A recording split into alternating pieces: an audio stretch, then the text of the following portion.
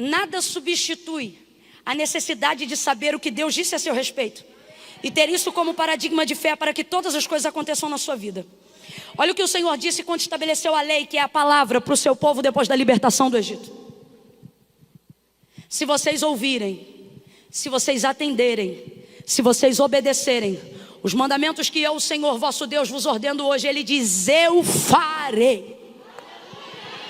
Não são vocês que farão, Ele diz: eu farei. Por quê? Porque Deus corresponde à sua palavra. Eu farei com que essas bênçãos desçam de Hebrom.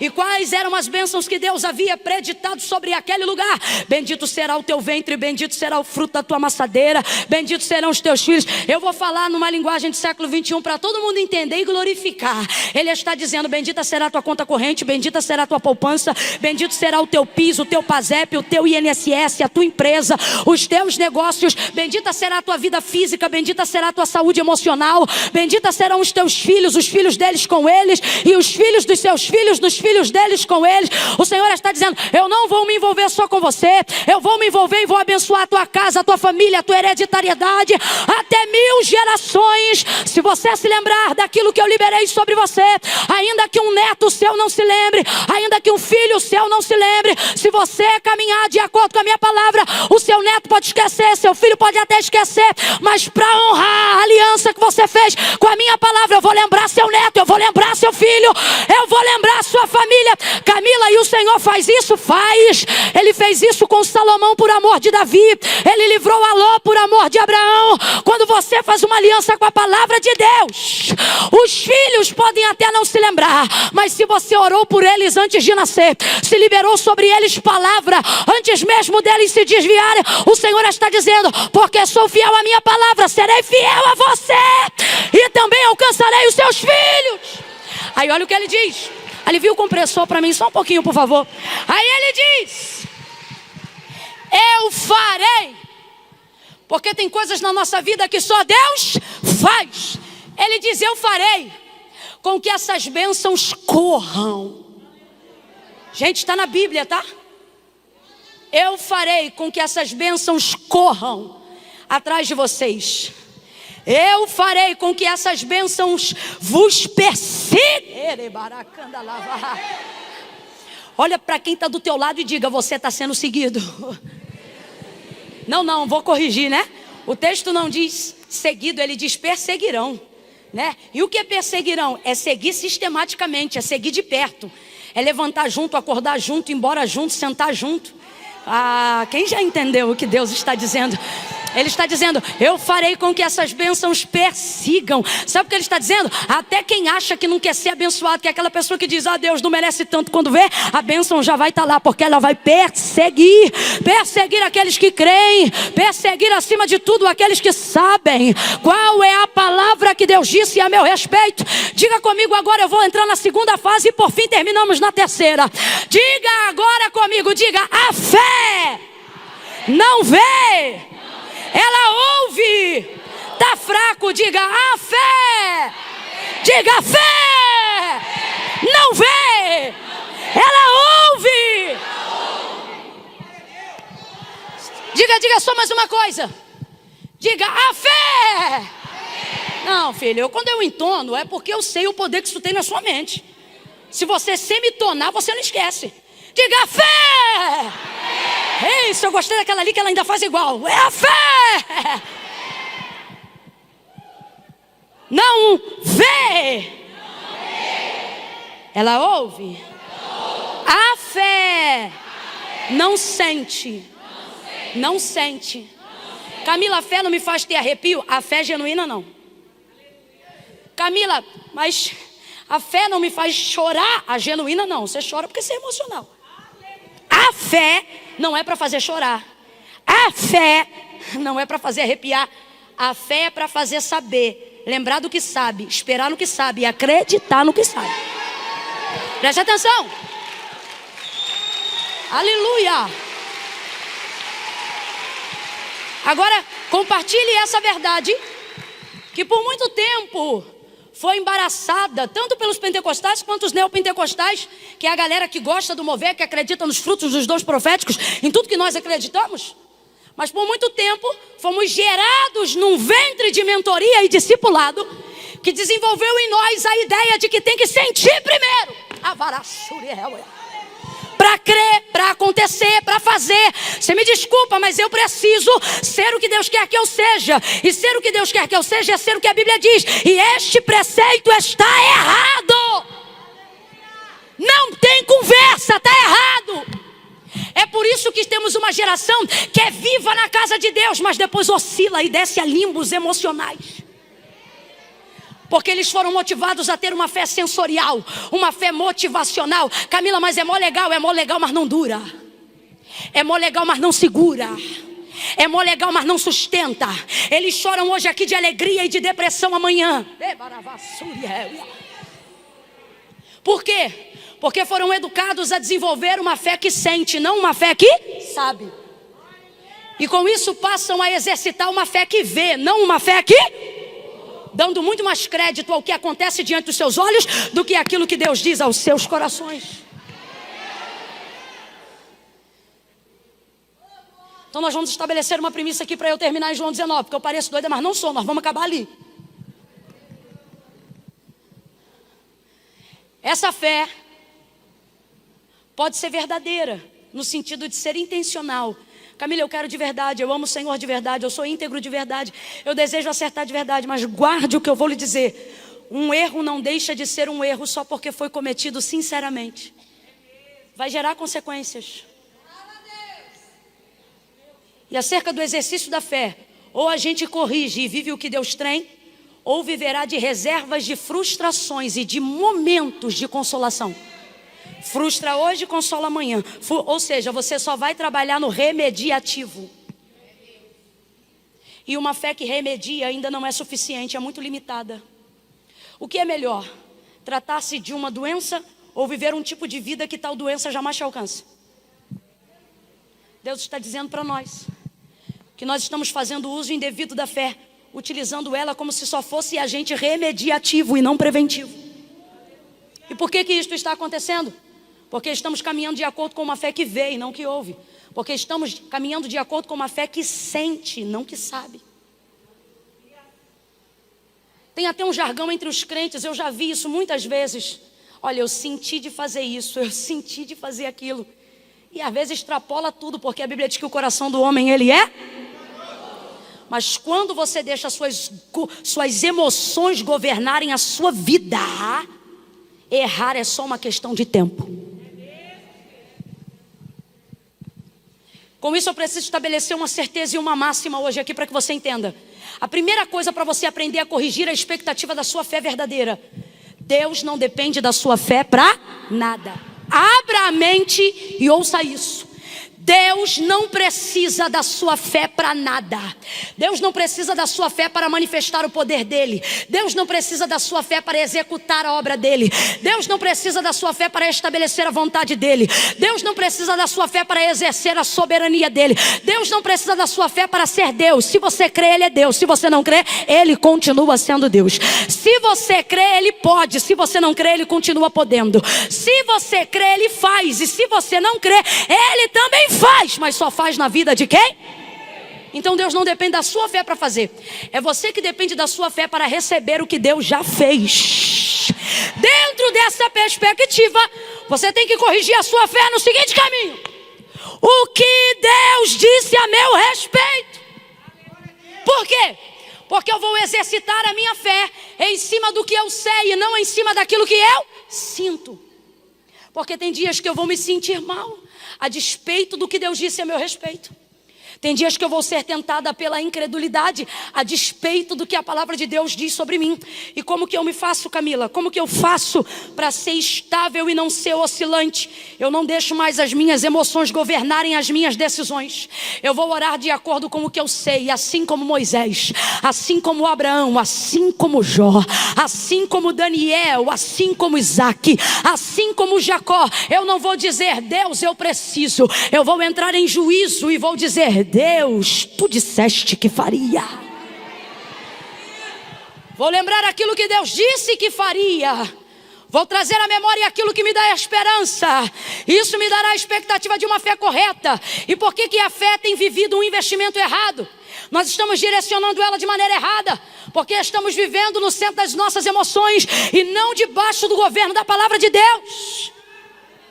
Você tem que botar na sua cabeça: Deus não depende da minha fé. Não depende. Para fazer nada. Sou eu que dependo da minha fé para ser alvo daquilo que Deus derrama sobre a vida de quem crê. Isso aqui é muito real, gente. Gênesis capítulo 1. Até quem não conhece a Bíblia já viu isso em algum lugar, alguma vez na vida. No princípio a terra era sem forma e vazia, e o Espírito de Deus, complete aí por favor, o Espírito de pairava, se movia, em outras versões, sobre a face das águas. Veja, a terra era sem forma e vazia, não havia nada. Complete aí por favor, não havia? Não havia? Mas o Espírito de... não é das trevas, não é do diabo, não é da malignidade, é o Espírito de Deus. Se movia sobre a face das águas. Ele se movia ou sobre a face do abismo, dependendo da versão. Mas não existia nada. Quem estava lá, o Espírito de Deus ou do diabo? Mas não acontecia, não produzia, não criava, não executava, não fazia. O Espírito de Deus estava ali. Amém? Mas não fazia nada. Então você vai ver a manifestação da palavra pela primeira vez. E disse Deus. Oh meu Deus. Verbo, palavra. Diga comigo, palavra. E disse Deus, haja luz. Quando Deus disse haja luz, o que aconteceu? Olha lá, gente, vamos lá. Quando disse Deus haja luz, o que aconteceu? Quando Deus disse haja luz, quem foi que disse amém? Quando Deus disse haja luz, quem foi que disse está ligado, terra? Quando Deus disse haja luz, quem foi que disse eu creio? Vamos ser aqui, o Senhor ele trabalha na nossa mente de acordo com a nossa racionalidade. Então agora eu não vou contar com a sua espiritualidade não, porque eu estou pregando até o incrédulo. Vou contar com a sua inteligência. Eu não falo o que eu quero ouvir nem o que você sente. Fala o que você sabe. Gênesis capítulo 1. E disse Deus, haja luz, e houve luz. Há exercício de fé para que haja criação em Gênesis 1? Não, porque o autor da carta aos Hebreus já deixou rasgado para a gente. Ele disse, porque céus e terra, tudo que existe e tudo que há, não foi feito por prova aparente do que se vê, mas foram criados pelo poder da sua palavra. Então preste atenção. Deus precisou de fé para criar tudo que existe e que há? E por que a gente usa a nossa fé achando que é Deus que precisa dela? A gente usa a nossa fé como mola propulsora para Deus ter poder de fazer o que a gente quer que Ele faça. E é por isso que Ele não faz. Não é porque Ele não pode, é porque a gente acha que Ele precisa da nossa fé para ser capaz de fazer. Vai ouvindo aí. É aí que está a fé equivocada. Por quê? Porque primeiro eu quero crer para depois saber a palavra. Então por mais que eu creia, não vou ter fé o suficiente, porque estou crendo em cima de algo que eu não sei, que eu não conheço. E por quê? Normalmente porque eu estou esperando sentir primeiro para saber qual é a direção depois. E disse Deus, haja luz, e houve luz. Primeiro manifestou-se a palavra, para que depois pudesse haver exercício de fé. Então vou perguntar de novo. Deus usou fé para existir tudo o que existe e o que há? Então isso mostra que Ele não precisa de fé para trabalhar. Não precisa de fé para executar. Se Ele quiser, preste atenção para depois não desenvolver heresia. Se Ele quiser, Ele faz. Sim ou não? Ele é Deus. Agora, que Deus fez tudo o que fez pelo poder da sua palavra, está tanto feito que nós estamos aqui. Deus não precisou da minha fé para fazer nada. Mas quando eu abro a minha Bíblia em Gênesis 1, eu preciso da minha fé para crer que Deus fez ou faz. Então Deus não está querendo desenvolver em mim fé para Ele ter poder de fazer. Porque Deus não depende da minha fé para fazer.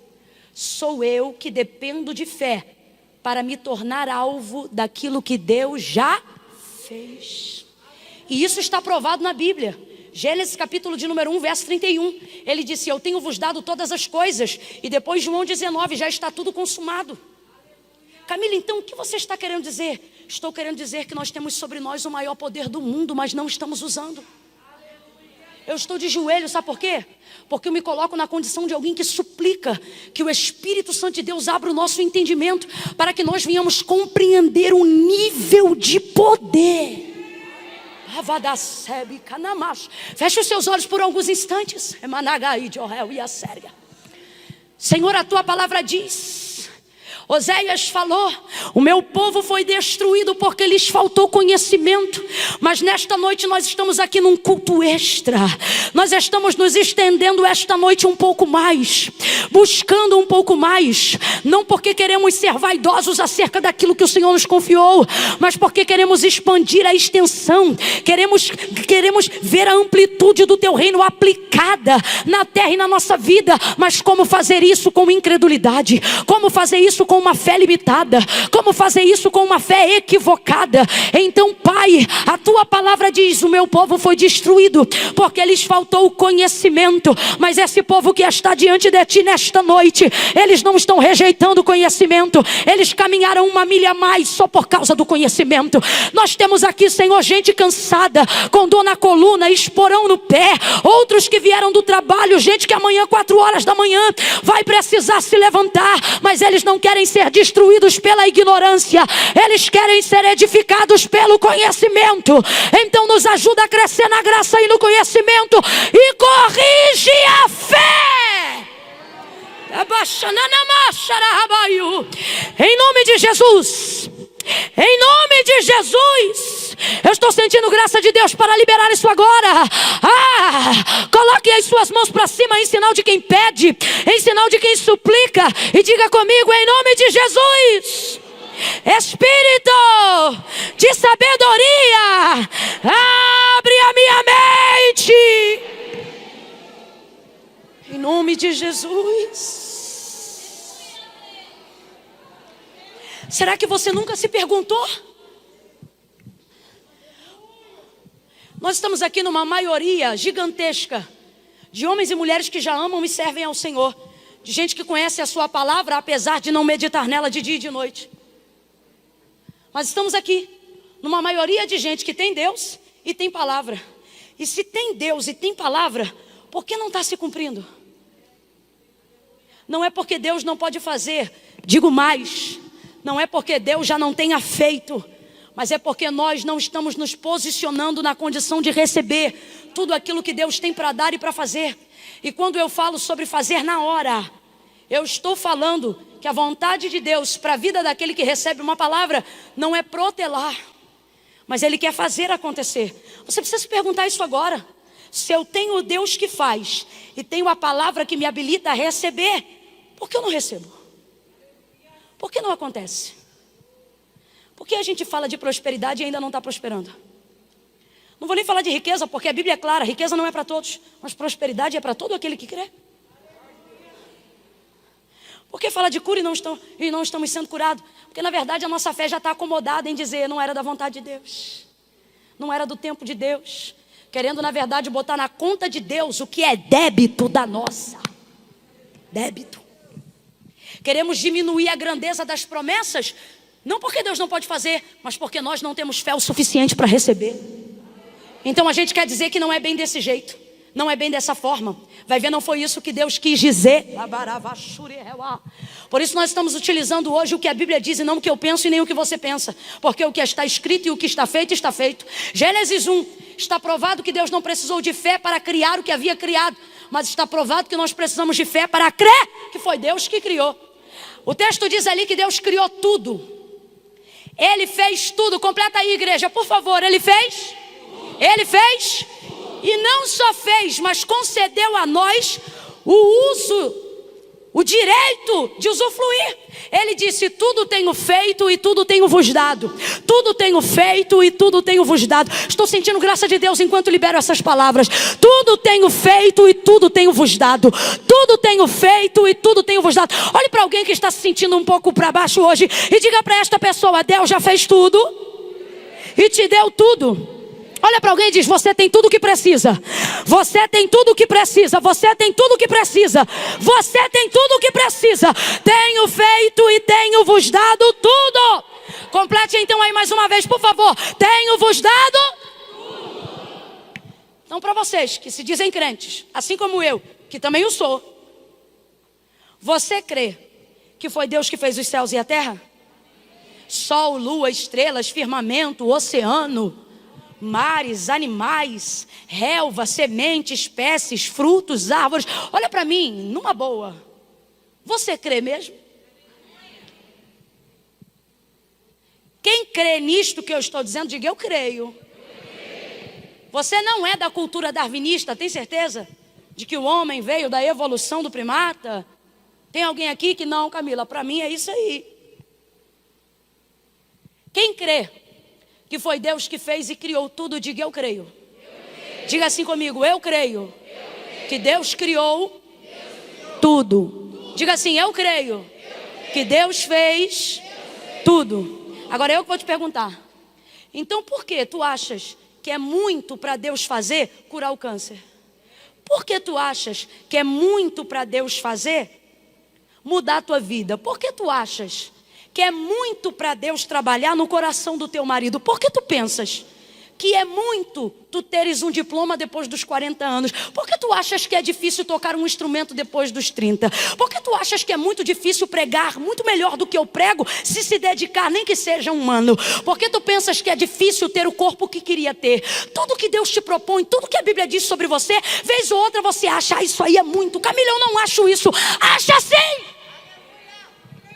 Acha sim! Você diz: é difícil.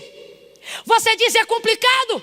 E por isso o Senhor está confrontando hoje a nossa mente, para que a nossa falta de fé ou a nossa fé equivocada seja confrontada por ela. Porque vamos pregar conforme está escrito. O que a Bíblia diz é que se a sua fé for do tamanho de um grão de mostarda, eu não estou pregando o que dizem, o que os filósofos pensam, nem o que Sócrates acreditava, nem o que Platão falou. Eu estou dizendo que a sagrada e inerrante escritura, digna de toda aceitação, viva e eficaz, mais penetrante do que qualquer espada de dois gumes, diz. E também não estou dizendo, não desprezando, mas não dizendo o que Paulo, Pedro ou os apóstolos disse, mas o que Jesus. Se crê que Ele é Deus, ouça o que Ele diz. Ele disse: se vocês tiverem a fé, ainda que ela seja do tamanho de uma semente ou de um grão de mostarda. Gente, é um caco de unha, uma semente de mostarda. Ele diz: olha, se vocês tiverem essa fé, fale aí o nome de um morro alto aqui em São José. Tem morro aqui não? Menina, é mesmo? Nem um monte de crente não sobe monte aqui não? Tem? A igreja tem? Então a gente pode chamar esse monte de Monte da Cabana. Se você tiver uma fé do tamanho de um caco de unha, não importa qual seja o Monte da Cabana, se ele é grande ou se é gigante, se vocês chegarem aqui um dia, olha o que Deus está dizendo. Ele não está dizendo se você tiver muita fé. Ele está dizendo se você tiver ela, ainda que seja desse tamanho. Você pode olhar para um monte. Tem algum rio aqui? Represa. Como chama a represa? Ótimo, enfim. Você vai chegar, Monte da Cabana. Sai daí e mergulha na represa. Se tiver nisto o propósito, você só precisará ter a fé do tamanho de um grão de mostarda. Olha para mim, entenda isso aqui. Deus está dizendo: para conseguir fazer isso tudo, você tem que ter muito pouco.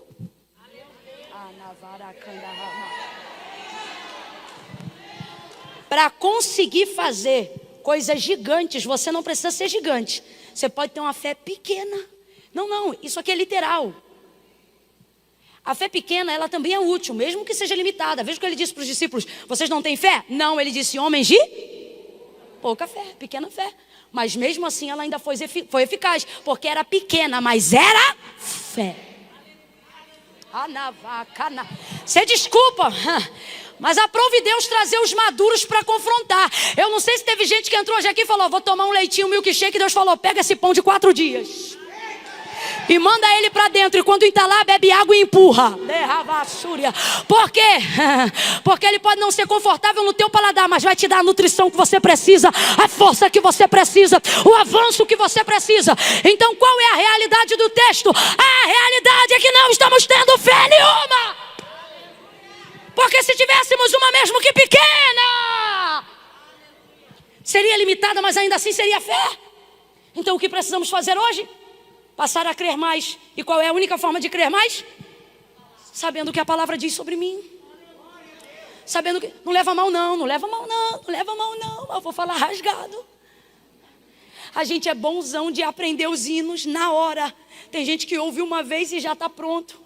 A gente é show de bola de compreender a harmonia, o endereço do caminho da igreja também. Se deixar o carro vem sozinho. A gente consegue os horários do culto sem precisar ter na tabela, na geladeira. A gente é bom de memorizar os ambientes que nos trazem conforto, as oportunidades que nos trazem leveza. Mas a gente acha que 5 minutos para ler um texto é demais. E a gente acaba profetizando, pregando, falando e orando em cima do que os outros disseram e não do que a gente leu, não do que a gente aprendeu. E é aí que a ignorância começa a entrar e começa a perverter a nossa fé.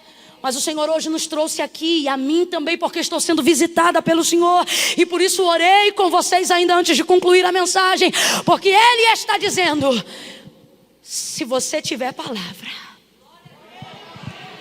você terá uma fé tão grande que não é você que vai deixar a depressão, é a depressão que vai deixar você. Camila, eu não entendi, vai entender.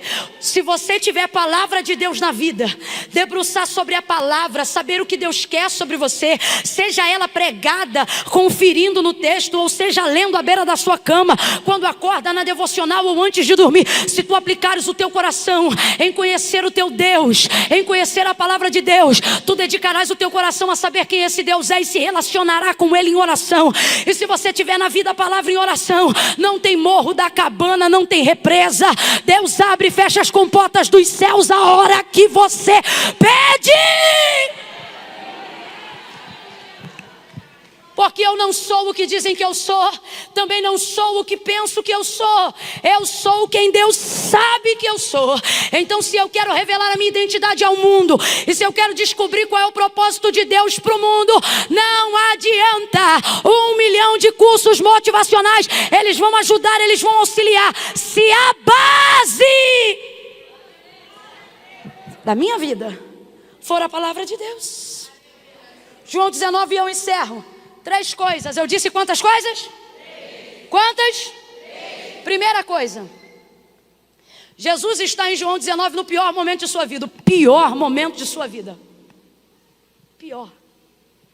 Ele está na hora que foi chegada. A hora das trevas. Hora da dor. Hora da agonia. Açoite, sangue, surra, coroa, canada, cruz, cravo. Meu Deus. Tudo o que Isaías disse sobre ele se cumpriu, inclusive a parte que diz moído. Se podemos resumir a obra do Calvário, é isso. Ele foi Não, o que é ser moído? É sofrer na totalidade. Jesus sofreu de dentro para fora e de fora para dentro. Sofreu na alma, sofreu nas emoções, sofreu no espírito e também sofreu no corpo, na carne. Sofreu abandono e rejeição. Não estou falando só de Judas e de mais alguns discípulos que não seguiram até o Calvário. O texto diz que o seu pai também lhe desampara naquele dia. Não havia refrigério de alma e nem consolação. Você conhece o texto? Elohim, Elohim, labak sabatani. Deus meu, por quê me desamparaste? Tudo isso para que eu e você fôssemos alcançados hoje com esse poder que eu estou pregando hoje aqui. E no pior momento de sua vida, a palavra precisou se cumprir. Porque para que toda a palavra se cumpra, ela tem que se cumprir também nos momentos difíceis. E agora eu me dirijo a pessoas que não estão vivendo os momentos mais fáceis da vida. A pessoas que estão vivendo momentos desafiadores e confrontadores, como esta noite que nós estamos vivendo aqui. Mas olha o que o texto diz. E essa é a primeira coisa que você precisa guardar para poder começar a viver uma transformação de vida pelo poder da palavra. texto diz que agora ele vai passar um nível muito grande de vergonha, porque o Cordeiro Imaculado, o Filho unigênito do Pai, o Santo de Israel, será despido das suas vestes. Vão pegar uma parte e vão rasgar. A outra parte, que é a túnica, vão lançar sortes. João está lá presenciando e vendo pessoalmente o que está acontecendo.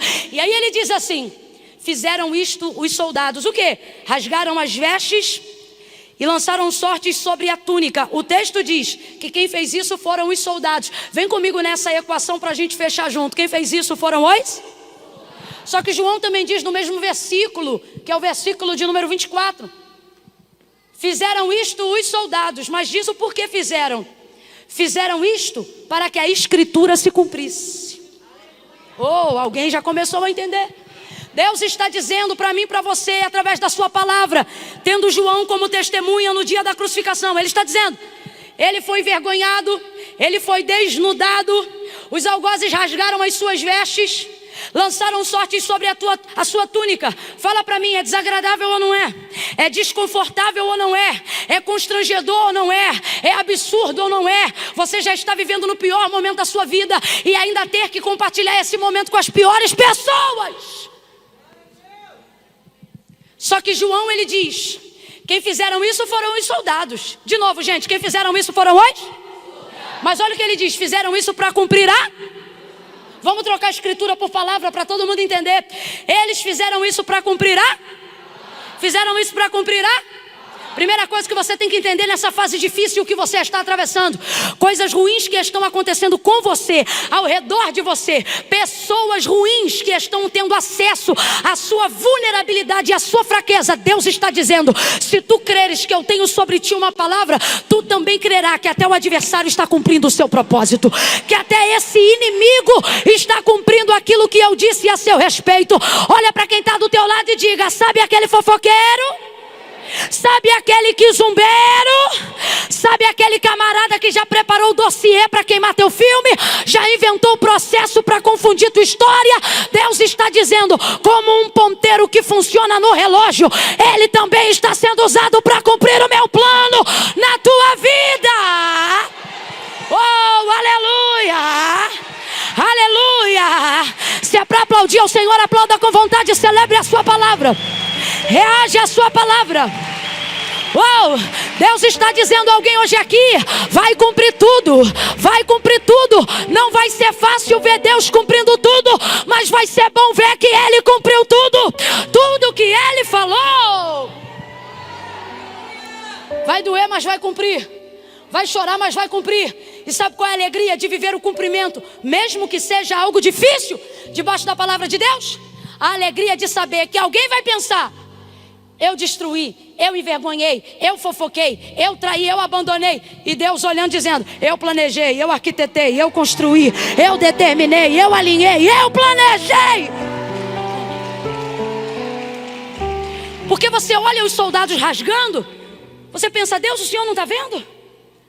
Mano, quando você tem de Deus uma palavra, Deus não precisa olhar para você para cumprir o que falou. A palavra dele manifesta a vontade dele. Você pode estar na mão do adversário, no que tange até a sua vulnerabilidade acessada. Você pode estar tomando um Rivotril, um de manhã, um sublingual à tarde e outro à noite, e ter a sensação, Deus não está me vendo. Deus está dizendo, eu não preciso te ver, você só precisa ter sobre ti uma palavra. E ela sou eu na sua vida. A gente tem a sensação, foram os soldados que fizeram? Então eu estou na mão dos soldados, diga, eu estou na mão da palavra. Eu estou na mão da palavra. Eu estou na mão da palavra. Eu estou debaixo da palavra. Eu caminho sobre a palavra. Eu acredito na palavra. Assim como meu Deus, ela pode ser invisível, mas também é real. Tempestade, e dizem os discípulos, é um fantasma. Jesus diz, não sou eu, não temam. Aí Pedro diz, se és tu mesmo, manda a palavra. Manda-me ter contigo sobre as águas. Aí a epígrafe do texto diz, Pedro andou sobre as águas, mas também poderia estar escrito, Pedro andou sobre a palavra, porque o homem não pisa na água sem afundar. Se ele pisou e não afundou, foi porque ele disse, manda a palavra primeiro, faz a ponte que eu ando sobre ela, libera a palavra que eu caminho sobre ela. Eu não vou ver, mas eu vou flutuar. Eu não vou ver, mas eu vou acreditar.